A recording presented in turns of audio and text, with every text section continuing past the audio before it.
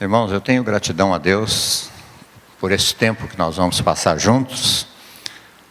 Agradeço também ao pastor Glênio pela confiança de convidar para tratar de um assunto tão importante da vida cristã. E também os demais irmãos da diretoria que nos telefonaram, convidaram. Eu tenho muito prazer estar aqui com vocês essa noite. Muita gratidão a Deus. Irmãos, o nosso assunto hoje é sobre... nós vamos tratar sobre a Bíblia e a nossa sexualidade. Eu sei que é um assunto talvez difícil de ser tratado numa palestra só, mas nós vamos tentar fazer isso. Eu não sei o tempo, geralmente, quantos minutos são? Então, nós vamos tentar conseguir isso. Irmãos, eu sei que nós, os seres humanos, nós temos a tendência de ser como o pêndulo, não é? Ou nós estamos no extremo, e quando nós escapamos daquele extremo, nós caímos no outro. E eu sei que muitas vezes, de medo do legalismo, nós caímos na libertinagem. E muitas vezes, de medo da libertinagem, nós caímos no legalismo. E parece que é impossível ter uma liberdade santa e uma santidade livre. Mas graças a Deus que o Espírito Santo usa a palavra de Deus para renovar a nossa mente, mudar os nossos conceitos errados, para que realmente nós possamos desfrutar da vida abundante que o Senhor veio trazer para nós. Eu gostaria então nessa noite de nós tratarmos a respeito desse assunto, muito importante para a nossa vida, a respeito da nossa sexualidade. Talvez se eu perguntasse aqui nessa noite, você não precisa me responder, mas se eu perguntasse quantos de nós aqui fomos ensinados, ou pelos pais, ou pela igreja, a respeito da nossa sexualidade, talvez pouquíssimos levantariam as mãos, não é? Mas nós sabemos, não sabemos? E onde foi que nós aprendemos?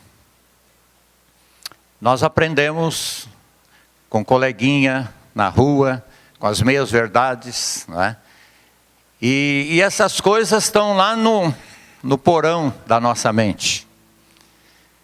E há necessidade que o Espírito Santo use a palavra de Deus para fazer uma faxina no nosso subconsciente, com relação a todos os assuntos, mas de uma maneira específica. Essa noite nós estamos falando da nossa sexualidade.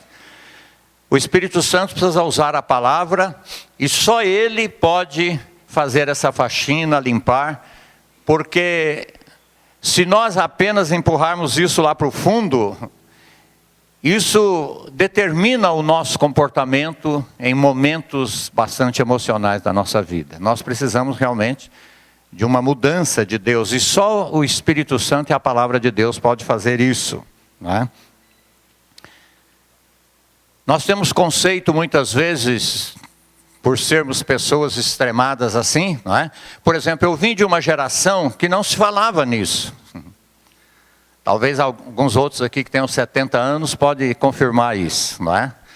Se a gente perguntasse alguma coisa, fala, fica quieto, menino, não é? Talvez hoje, os jovens que estão aqui vieram de uma geração que é o oposto disso. Há excesso de informações e até informações erradas a respeito disso. Eu não sei qual que faz mais mal, se foi a falta de informação ou se foi o excesso de informação de maneira errada, né? Nós sabemos que nós estamos vivendo num mundo onde o sexo virou um deus desse mundo, né? É importante a gente entender isso, que toda a tentação, todo o sistema do mundo, João fala isso lá na sua primeira carta, né? Quando ele define o que é mundo, ele coloca ali um tripé onde o mundo está em cima: a concupiscência da carne, a concupiscência dos olhos e a soberba da vida, né? E nos desejos da carne está justamente nós vamos ver isso por causa da queda, de uma maneira muito profunda a nossa sexualidade. Então, realmente, é um assunto que nós temos que tratar, tremendamente, através da palavra de Deus, né? E nós sabemos que nós estamos vivendo num mundo assim. Um mundo onde, hoje você entra em qualquer banca de revista, né? Você vê aquilo livremente para crianças, jovens, e de maneira deturpada. Hoje você tem a internet na sua casa, né? Os pais estão tendo que ter um cuidado excessivo, né? Por causa de deturpações nessa área, de pedofilia e tantas coisas mais. E nós cristãos, muitas vezes, temos dificuldade de falar nisso. Alguns anos atrás eu fui convidado para fazer um encontro de casais numa igreja, numa determinada igreja de uma cidade grande, e quando chegou na hora da palestra sobre a sexualidade, os presbíteros reuniram e me chamaram e falaram: olha, pastor, nós reunimos e essa palestra é melhor se eu fazer lá embaixo no salão social, não faz aqui em cima não. Né? Então isso mostra o conceito que está errado na nossa cabeça. Né? Talvez se eu pedisse para nós ficarmos em pé e fazer uma oração com expressão corporal, agradecendo a Deus pelos olhos, pelo nariz, pela vista, pelo paladar, nós não teríamos dificuldade nenhuma, mas se fôssemos agradecer pelo nosso órgão genital, talvez ia dar uma travada em muita gente aí, né? Dizer, mas será que pode? Será que realmente pode agradecer a Deus por isso? Irmãos, Deus, tudo que Ele criou, nós vamos ver, é bom. É bom. Foi Ele que criou. Nós vamos ver que foi Deus que criou o homem e a mulher. Muitas vezes na cabeça de muita gente parece que Deus criou o homem e a mulher e Deus cochilou e o diabo foi lá e pôs o órgão genital num e no outro e falou: agora eu quero ver a confusão. Eu quero ver a confusão que vai dar isso agora. Mas na verdade, irmãos, a palavra de Deus é clara. Nós não vamos poder ler todos os textos, mas se você estiver anotando, eu vou citar os textos e você pode depois em casa. Eu acho que é muito importante você conferir. É a palavra, o Espírito Santo usa a palavra de Deus para mudar os nossos conceitos. Não é? Então, se você abrir a sua Bíblia lá em Gênesis, no capítulo 2, você vai ver que antes da queda, Deus criou o homem com órgão genital masculino, a mulher com órgão genital feminino. Deus disse que eles iam ter relação sexual, iam se unir. E isso era muito bom, isso era agradável aos olhos de Deus. Então é importante você partir do início, para você começar a mudar os seus conceitos. Não é? Deus criou um mundo heterossexual, macho e fêmea. E Ele diz que era muito bom. Não é? A palavra de Deus nos mostra lá em Romanos, no capítulo 1, versículo 18 a 32, que o mundo unissexe é consequência de um afastamento de Deus. Se o mundo unissexe fosse um mundo bom, Deus teria criado um mundo unissexe. Não é? Mas nós vemos lá na carta de Paulo aos Romanos, nós vamos trabalhar isso um pouco depois, de que o afastamento de Deus e a adoração da criação de criaturas no lugar de Deus é que leva a essa desordem sexual. Não é? Paulo fala isso lá em Romanos. Então fica claro para nós que a queda não criou o sexo. Talvez os mais antigos aqui lembram de uma música muito cantada, muitos anos atrás. E depois parece que até teve uma novela que tinha uma camiseta com uma maçã e faltando um pedaço da maçã assim, não é? E tinha uma música que cantava assim: a história da maçã é pura fantasia, maçã igual aquela o papai também comia, não é? Então eles estavam tentando pôr na cabeça da gente de que o problema lá da queda foi que Adão descobriu o sexo de Eva. E às vezes nós corremos o risco de pensar. Eu, durante muito tempo, criado numa igreja evangélica, na minha mocidade, eu pensava isso. Porque nunca tive uma orientação sobre isso. E eu pegava a Bíblia e lia lá que Deus disse assim para Eva: o teu desejo será para o teu marido e ele te dominará. E como a palavra desejo na minha mente tinha a conotação de sexo, então eu pensava realmente que era isso. Mas se você analisar bem o texto lá, você vai ver que Deus estava dizendo que o desejo dela de liderar, né, Deus estava reafirmando a ordem da criação. Ali não estava tratando nada de sexualidade, né? Então é importante nós entendermos isso, que a queda não criou o sexo, a queda deturpou o sexo, como deturpou tudo mais na nossa vida, né? Como inverteu tudo mais na nossa vida, o sexo também foi deturpado pelo pecado, pela queda. Se eu perguntasse para você, quais são os 3 assuntos mais falados na Bíblia? Será que você me responderia? Certo? Talvez para muitos vai ser novidade. Mas o americano gosta muito de pesquisa, né, de estatística, e eles fazem isso. E realmente os 3 assuntos mais falados na Bíblia. Em primeiro lugar é o reino de Deus. Segundo lugar, sexo. Terceiro lugar, dinheiro. E geralmente é o que menos nós falamos às vezes na igreja, né? Agora te pergunto, por que esses são os assuntos mais falados na Bíblia? É porque o reino de Deus, é lógico, é o plano principal de Deus, não é? A manifestação plena do reino de Deus um dia aqui na terra. E os outros assuntos, dinheiro e sexo, são os mais falados, porque a nossa maneira, preste bem atenção nisso, a nossa maneira de lidar, ou a maneira como nós entendemos ou relacionamos, tanto com dinheiro como com sexo, determina o tanto que nós temos do reino de Deus na nossa vida. Quanto mais você está sendo ganho pela realidade da cruz, de Cristo, do reino, a sua mente está sendo renovada, isso vai automaticamente mudar a sua maneira de relacionar com dinheiro e com sexo, que são as coisas que mais determinam a nossa ética, o nosso comportamento, os nossos valores. Porque a nossa ética, ela é evidência dos nossos conceitos. E quando os conceitos são mudados, nós começamos a ser trabalhados pela palavra de Deus, pelo Espírito Santo, nós começamos a ter uma nova maneira de relacionar. Enquanto estivermos aqui, nós precisamos relacionar com dinheiro. Enquanto estivermos aqui, como homens, mulheres, casados e casáveis, né, nós precisamos conhecer a respeito de sexo. Mas nós precisamos ver o que a palavra de Deus fala a respeito disso, né?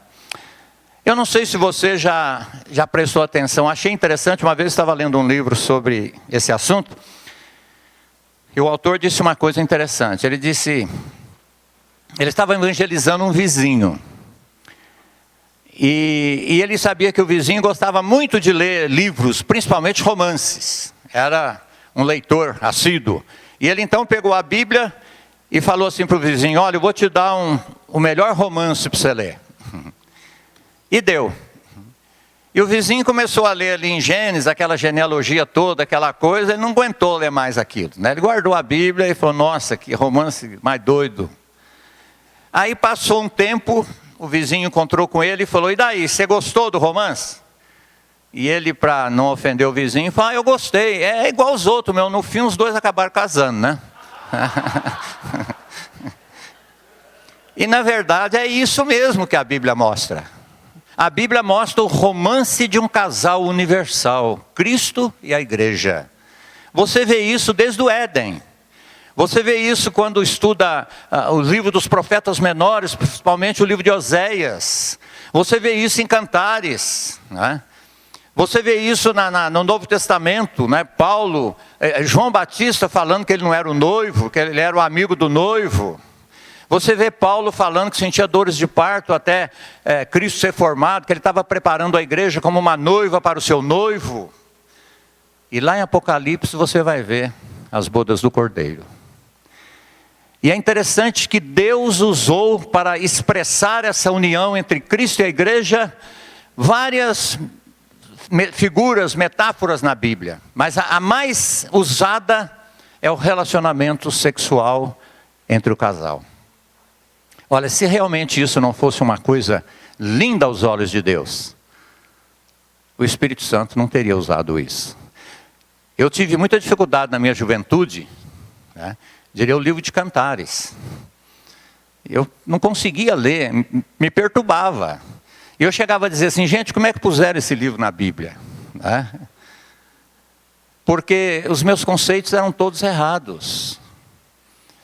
E realmente nós temos muita dificuldade em entender isso. Mas a Bíblia mostra para nós que ela é o romance de um casal universal.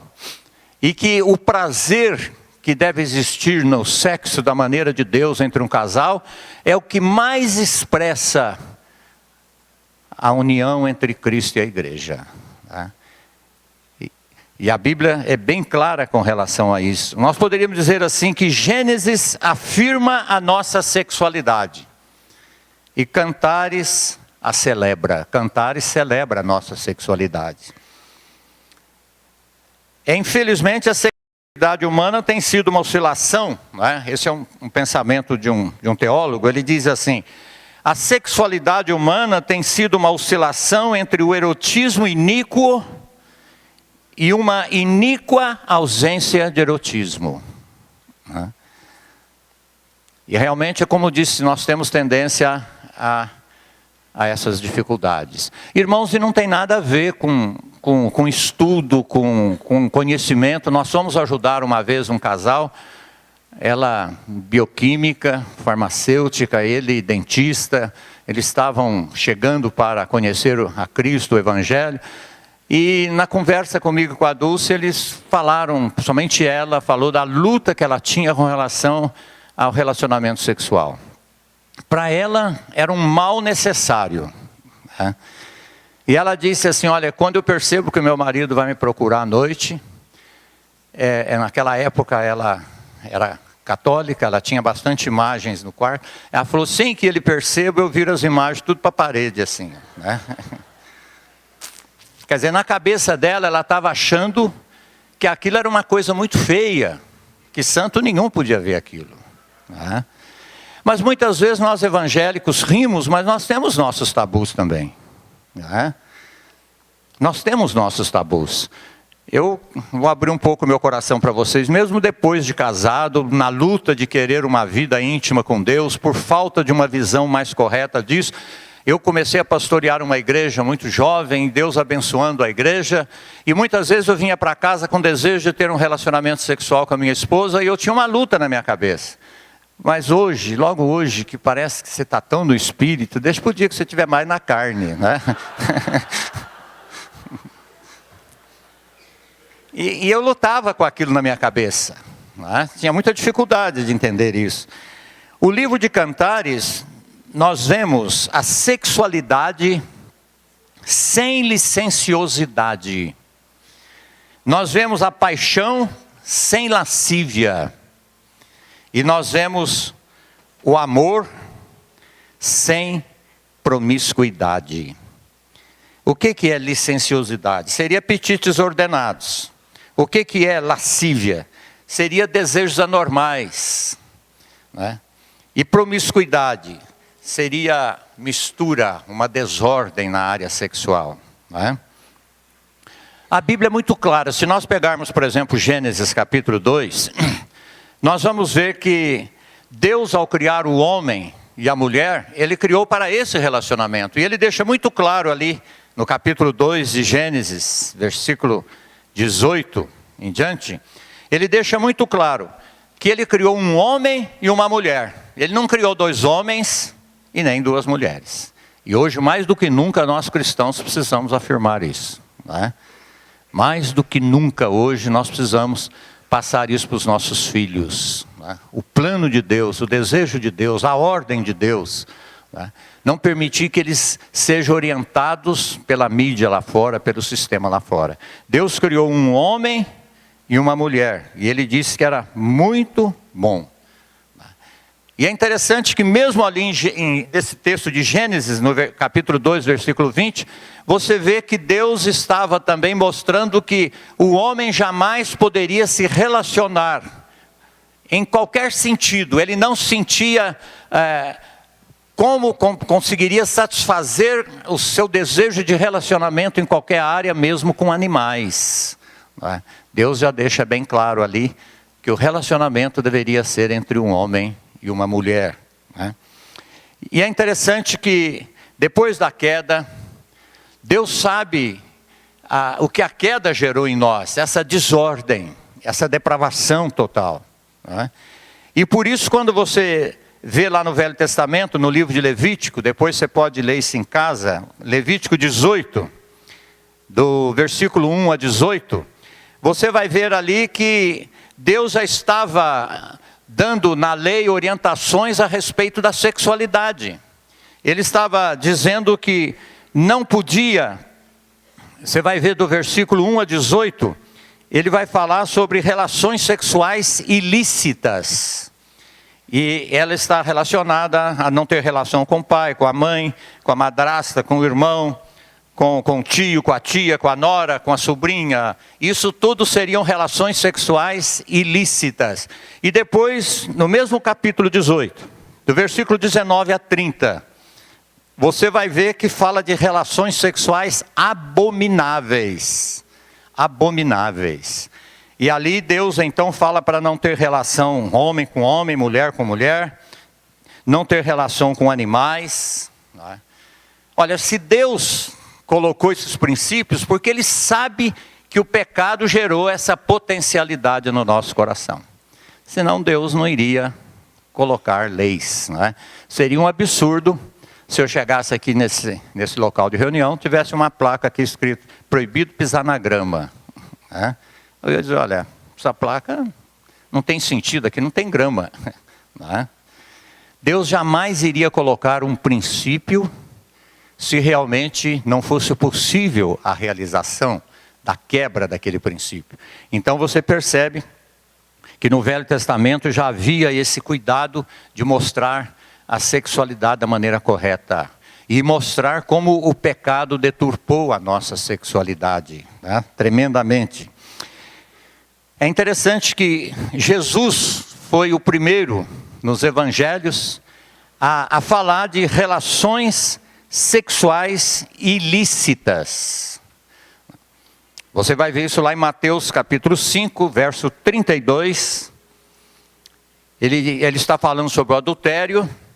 E ele fala que eu, porém, vos digo, qualquer que repudiar sua mulher, exceto por causa de relações sexuais ilícitas, a expõe ao adultério. Relações sexuais ilícitas. Como nós vimos aqui no Velho Testamento, ela fala de qualquer outro tipo de relacionamento fora do casamento, não é? E é interessante que a gente vê que os apóstolos, eles foram fiéis a esse ensino. Eu gostaria de citar e comentar alguns textos do Novo Testamento. Por exemplo, o Concílio de Jerusalém. Você vai ver lá em Atos 15, do versículo 20.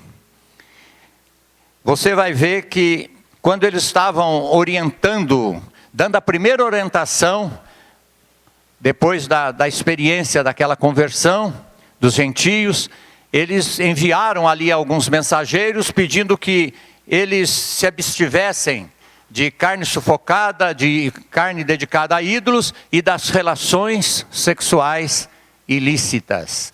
Então você percebe que sempre foi o cuidado de Deus para que nós não entremos por esse caminho de relações sexuais ilícitas. E a Bíblia vai mostrar por quê, né? E é interessante nós vermos, por exemplo, que depois no capítulo 21 de Atos, versículo 25, eles vão dar o resultado dessa viagem e dizer que eles orientaram assim, que eles orientaram dessa maneira. Depois nós vemos Paulo. Paulo ensina sobre a sexualidade. As cartas de Paulo são cheias de ensinamentos a respeito disso. Por exemplo, você vê a igreja de Corinto, mais ou menos no ano 55, no 1 Coríntios capítulo 6, do versículo 12 a 20. Paulo vai falar ali sobre a sensualidade é condenada. Ele vai deixar muito claro que o nosso corpo é o templo do Espírito Santo, que nós não podemos usar o nosso corpo de maneira errada, né, para despertar desejos que nós não podemos satisfazer licitamente diante de Deus numa outra pessoa. E isso realmente, irmãos, é uma coisa que nós cristãos temos que tomar muito cuidado, né? E também na carta na igreja de Tessalônica, no capítulo 1 Tessalonicenses 4, de 3 a 5, você vai ver que ali Paulo, eu até gostaria de ler esse texto, eu acho que é muito importante nós lermos esse texto, 1 Tessalonicenses,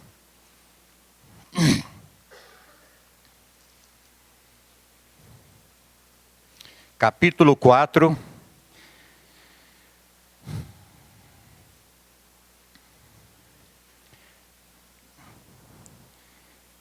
vamos ler desde o versículo 1. Finalmente, irmãos, ele está fazendo uma exortação à prática da santidade.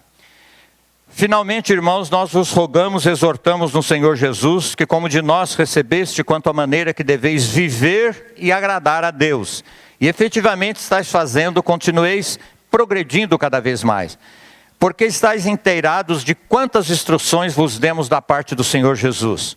Pois esta é a vontade de Deus, a vossa santificação, que vos abstenhais da prostituição, que cada um de vós saiba possuir o seu próprio corpo em santificação e honra, não com desejo de lascívia, desejos desordenados, como os gentios que não conhecem a Deus, e que nesta matéria ninguém ofenda nem defraude a seu irmão, porque o Senhor contra todas essas coisas, como antes vos avisamos e testificamos, claramente é o vingador. Porquanto Deus não nos chamou para a impureza, e sim para a santificação.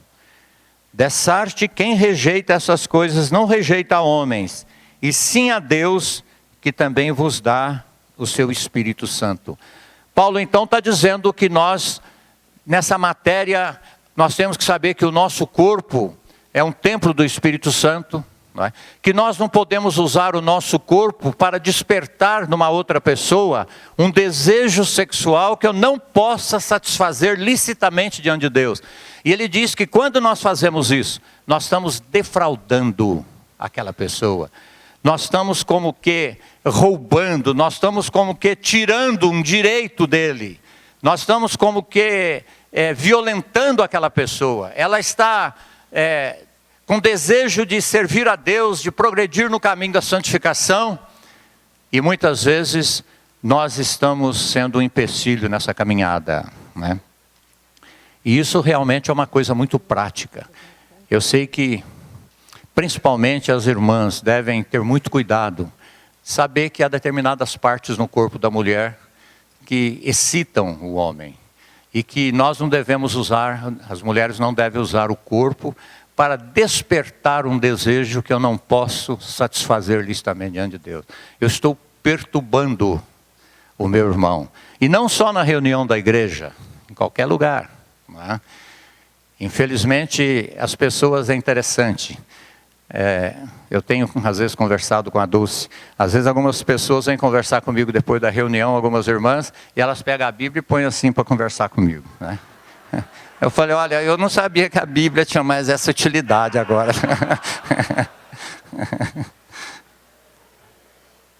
A palavra de Deus diz assim, irmãos, lá em Romanos, bem-aventurado o varão que não se condena naquilo que aprova.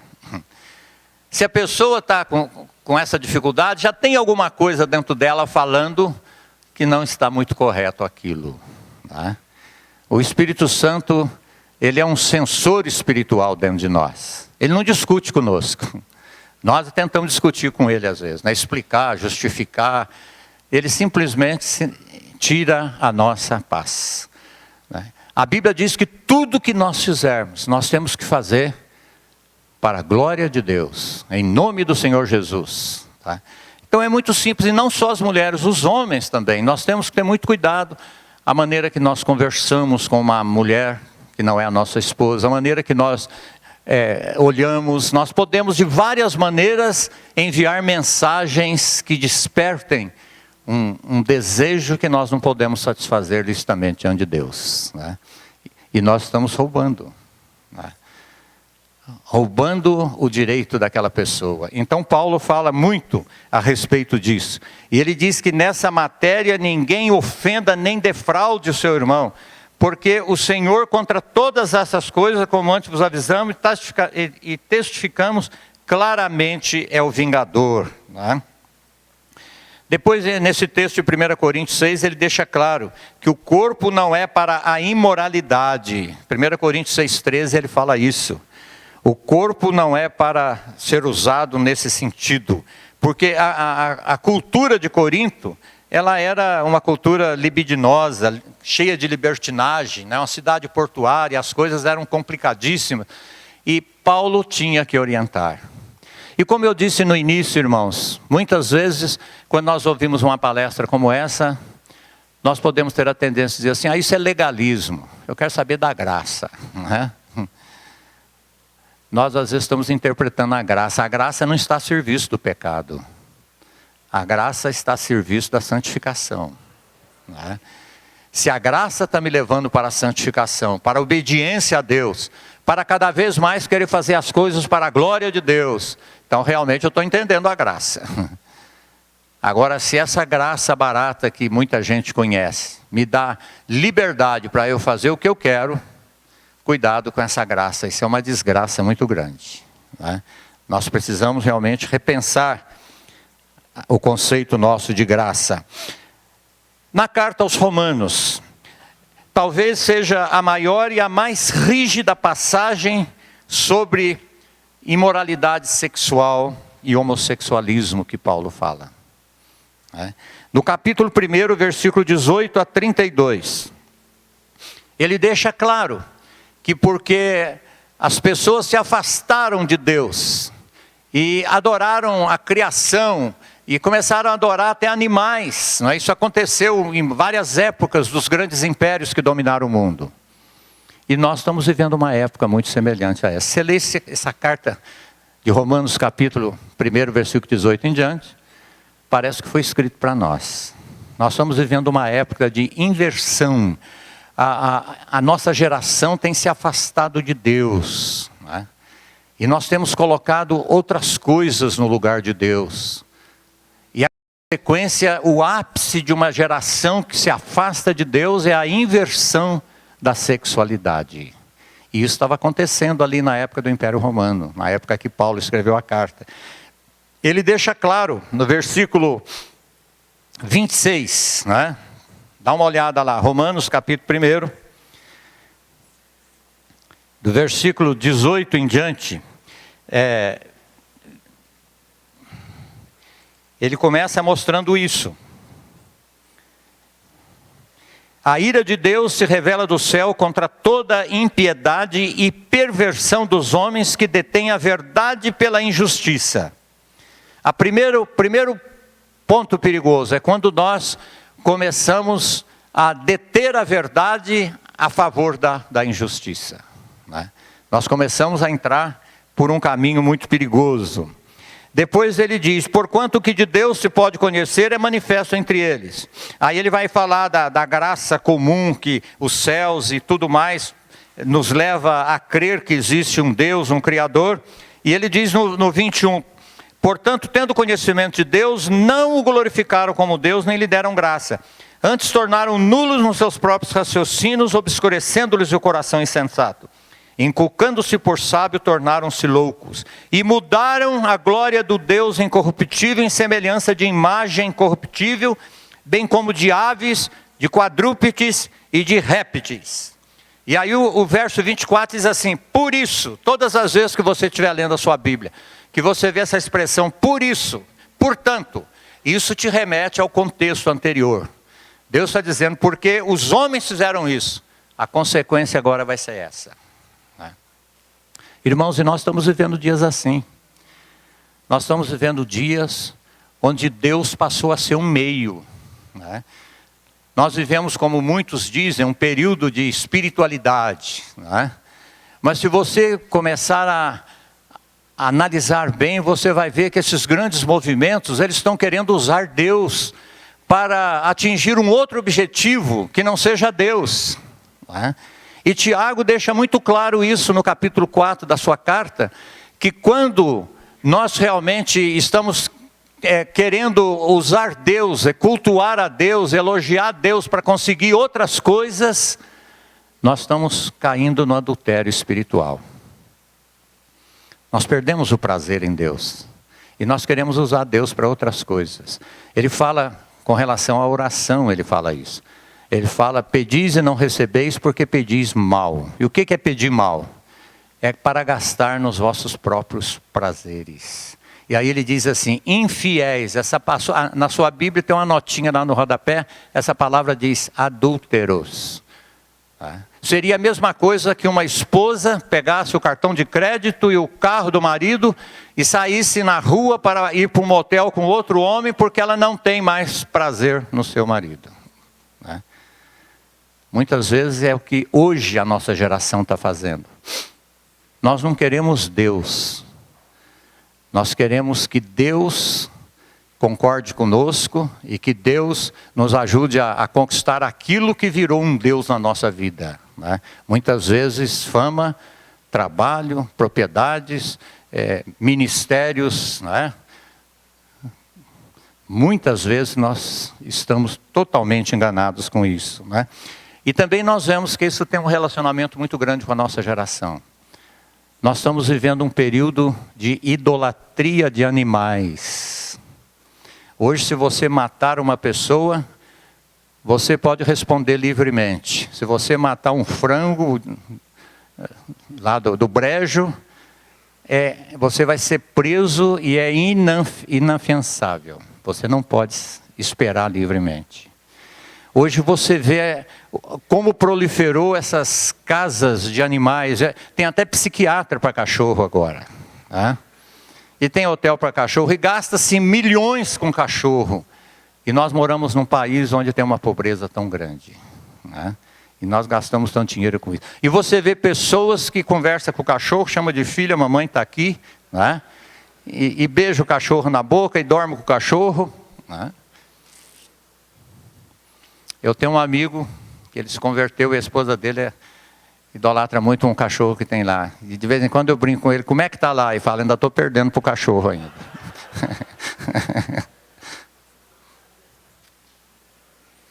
E realmente, irmãos, nós estamos vivendo um período assim. E o texto diz assim, por isso, porque nós invertemos essas coisas, Deus entregou tais homens à imundície pela concupiscência do seu próprio coração. É muito importante você entender isso. Isso está no nosso coração. Simplesmente Deus tirou a tampa, deixou a coisa acontecer. Não é do diabo não, irmão, é do nosso coração. Você crê nisso? Se você não crê, você pega Marcos, capítulo 7, versículo 15 em diante, e leia lá o ultrassom que Jesus fez do nosso coração. Ele fala, do coração do homem que procede o mau pensamento, o adultério, a inveja, a briga, tal. Ele vai falando, no fim ele fala, a loucura. Você sabe que todos nós, em potencial, nós somos loucos. Loucura essa inversão que nós fazemos de Deus, é loucura. Se não for a graça de Deus na nossa vida. E aqui ele está dizendo justamente isso. Que as pessoas fizeram isso. Eles mudaram a verdade de Deus em mentira, adorando e servindo a criatura no lugar do Criador. Por causa disso, aí ele vai descrever então o que acontece. Deus entregou as paixões infames, porque até as mulheres mudaram o modo natural das relações íntimas, por outro lado, contrário à natureza. Semelhantemente, os homens também, deixando o contato natural da mulher, se inflamaram mutuamente em sua sensualidade, cometendo torpeza homens com homens e recebendo em si mesmo a merecida punição do seu erro. Irmãos, é os dias que nós estamos vivendo. Nossos filhos estão enfrentando isso. Nós precisamos realmente dedicar tempo para os nossos filhos, falar com eles a respeito disso, de qual é a ordem de Deus para a humanidade, qual é o propósito de Deus. Eles precisam entender isso, porque lá fora eles estão vendo tudo ao contrário. Esses dias a minha netinha de 13 anos chegou para nós e disse assim, vovô, na minha sala tem 3 meninas da minha idade que são lésbicas. Elas se abraçam e se beijam lá no colégio. Isso está acontecendo aí. Eu fui em Curitiba há pouco tempo com a minha esposa, estávamos lá num shopping, entra 2 rapazinhos de 19, 20 anos de mão dada, abraçando, senta numa mesa perto de nós, e começaram ali a se acariciar e a beijar na boca sem preocupação nenhuma, o shopping cheio. E se alguém for lá mexer, você vai preso. Você que vai preso. Né? Está agora tramitando no Senado uma lei, a oficialização do casamento homossexual. Né? Pode ser que não passe da primeira vez, mas isso aí vai devagar, daqui a pouco chega lá. Os nossos filhos vão viver num mundo assim. E eles têm que estar preparados. Né? A ver o sexo como uma bênção de Deus.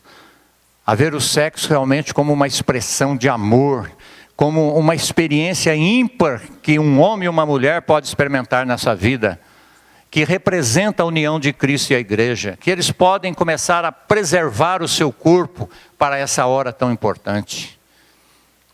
E esse texto aqui, então, Paulo nos fala a respeito disso. Ele fala do lesbianismo no versículo 26, do homossexualismo, embora seja a mesma coisa, mas de uma maneira específica no versículo 24.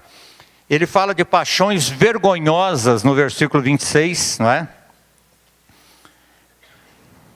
Por causa disso, Deus entregou a paixões infames, não é? Paixões vergonhosas. E é interessante, ele fala depois de torpeza, no versículo 27, de atos indecentes. Ele fala da degradação da natureza, no versículo 29. E ele fala também da depravação, no versículo 29. Interessante, nesse texto você pode ver que Paulo, ele fez uma análise, e ele diz que o ser humano cometeu 3 loucuras muito grandes. Primeiro, ele trocou Deus pela criação, pelo homem, por animais e por tudo mais. O resto foi consequência disso. Né? Depois ele trocou, o versículo 25 fala isso. O versículo 25 também fala que ele trocou a verdade pela mentira. E depois ele trocou o sexo oposto pelo mesmo sexo. E realmente, irmãos, nós vemos então o cuidado que o Espírito Santo teve em orientar a Paulo, a Pedro. Você vê na carta de Pedro também, ele falando a respeito disso, porque ele sabe que a nossa luta seria muito grande nessa área. Né? E é interessante então analisarmos isso e vermos essas verdades na nossa caminhada com Deus. E nós precisamos, irmãos, estar preparados para nós podermos passar isso para os nossos filhos. Muitos pais têm tremenda dificuldade de falar com os filhos a respeito disso. É verdade que há uma hora certa. Na minha geração, talvez, era com 12, 13, 14 anos. Né? Hoje, as crianças estão sendo invadidas com essas ideias erradas muito cedo. Você vê meninas de 7, 8 anos com um andar sensual, com roupa sensual. Né? E às vezes os pais até apoiam, acham bonitinho. Só que depois, quando ela tiver 13, 14 anos, que estiver vivendo um sexo livre, eles vão espantar. Né? Ele vai dizer, mamãe, mas a senhora me preparou para isso. A vida toda foi assim. A senhora ensinou um caminho. A Bíblia diz, ensina a criança o caminho que deve andar. Isso vale tanto para o positivo como para o negativo. E nós precisamos passar isso para os nossos jovens. Nós precisamos conversar com os nossos jovens sobre isso. É possível um jovem se conservar puro para o casamento. Porque a Bíblia deixa clara que o relacionamento sexual fora do casamento deixa marcas muito grandes na vida. Paulo fala lá em 1 Coríntios que quando você se une a uma mulher, você forma um só corpo com ela. Aquilo deixa cicatrizes. É verdade que a graça de Deus perdoa, mas fica uma cicatriz ali. Como você faz no corpo, às vezes, um machucado, sarou, mas de vez em quando você olha aquela cicatriz e lembra. Né?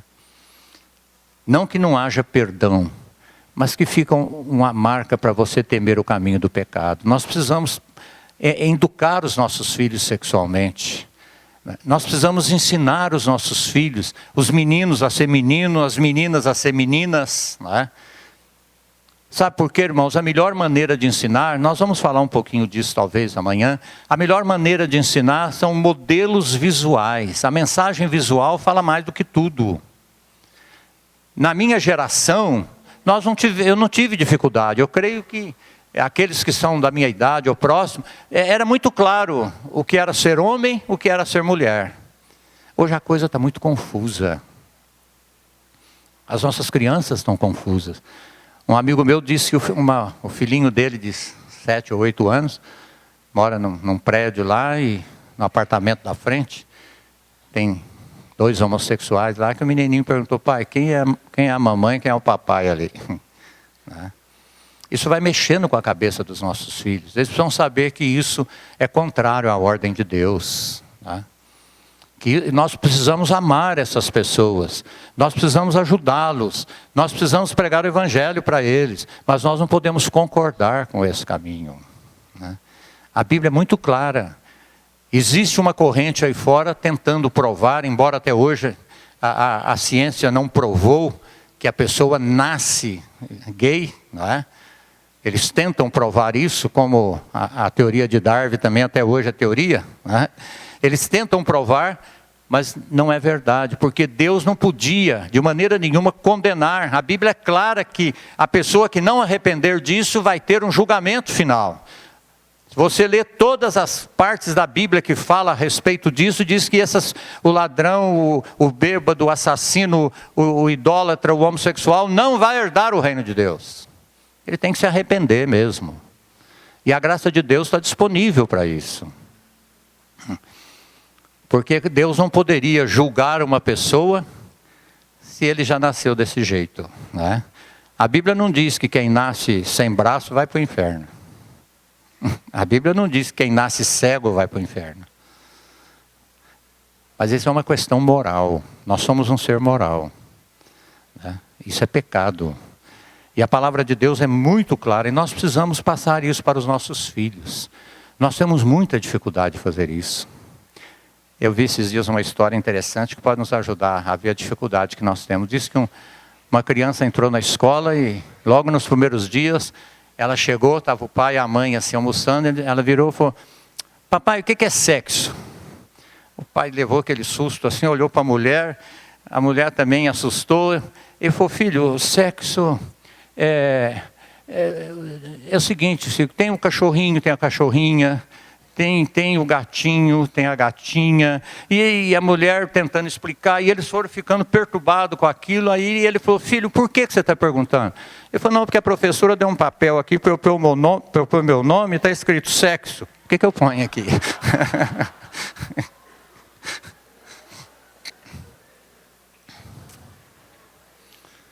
E realmente, irmãos, nós temos muita dificuldade. Os casais precisam conversar sobre isso. Tá? Nós casados, nós não estamos livres dessas tentações, dessas aberrações. Nós precisamos conversar sobre isso com a esposa, né? Nós precisamos procurar a palavra de Deus. Hoje tem bons livros a respeito disso. Tem muitos, às vezes teólogos, entre aspas, que dizem assim: ó, você fechou a porta do seu quarto, acabou, tudo é permitido. Mas a Bíblia não diz isso. Tá? É muito fácil nós saber o que nós estamos fazendo certo ou não. Se você puder, depois de ter um momento do seu relacionamento sexual com a sua esposa, dizer para ela: bem, vamos agradecer a Deus por essa hora, pelos carinhos que tivemos, é sinal que tudo que vocês é bom. Se você não pode, alguma coisa lá dentro está dizendo que alguma coisa está errada. Então nós precisamos conversar sobre isso. Nós precisamos orar sobre isso. Coloque a sua vida conjugal, sua vida sexual diante de Deus. Ore, converse com a sua esposa. Veja se estão entrando por caminhos, às vezes, de aberrações, de deturpações. Não é? Confesse isso um para o outro. Ore um com o outro. E Deus vai nos dando vitória cada dia mais. Porque se nós não tivermos vitória nessa área, nós não vamos conseguir passar isso para os nossos filhos. Vai ser muito difícil. Você não vai ter liberdade de conversar com seu filho. Talvez a mãe não vai ter liberdade de conversar com a sua filha, orientá-la, né? Para que ela realmente se preserve, para que ela se guarde para o seu marido. É possível, irmãos, debaixo da graça de Deus, orientados pela palavra de Deus, é possível os jovens cristãos irem para o casamento com uma experiência santa, sadia diante de Deus. Nós não precisamos ir com cicatrizes, com sequelas, que às vezes vão dar tanto transtorno no nosso casamento. Amém. Eu sei que o assunto é bem vasto, talvez muitas perguntas surgiram na cabeça de vocês. Depois vocês perguntam para o pastor Glênio que ele responde, tá? Vamos agradecer a Deus?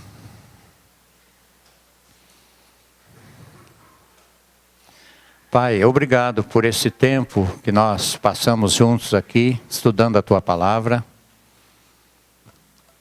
Te agradeço, Senhor, porque o Senhor não nos deixou sem um norte, sem um referencial.